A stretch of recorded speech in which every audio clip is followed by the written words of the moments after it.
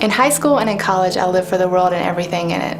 I kept thinking I had to have something to complete me, not knowing that what I really needed to complete me was just waiting at the door. I went to the college Bible study and I learned about the woman at the well story.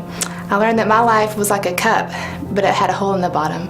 I kept filling it up with guys and parties and trying to belong, yet my cup had a hole and it just kept seeping out. All of those things were temporary and they wouldn't fill me up. When I learned about Jesus' eternal living water, I didn't know what that meant, but I knew I was very interested and I wanted to learn more. I learned that His love would fill me up eternally and I wouldn't have to keep searching for something that already had it. Learning about that eternal water, God just totally transformed me. He pulled a 180 on me. I went from party girl to someone totally in love with Jesus. I just couldn't wait to learn more. The next guy I dated after I became a Christian was my future husband, Brian. He was so good and unlike anyone I'd ever dated before. I couldn't understand why someone like him would want anything to do with someone like me. Over a few months, he finally convinced me that my sins are as far away as the east is from the west, and that the old me died in the baptismal waters. My favorite verse became 2 Corinthians 5:17. Therefore, if anyone is in Christ, he is a new creation. The old is gone and the new is here.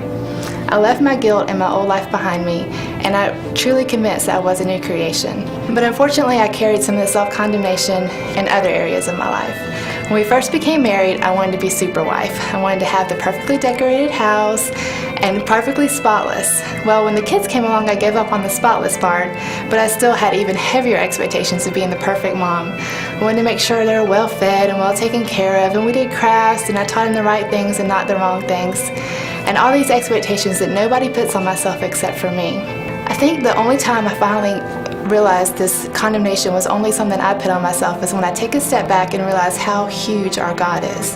When I think about the God who created the heavens, the stars, the moon, crazy animals, plants, so creative, and He chose to think of me.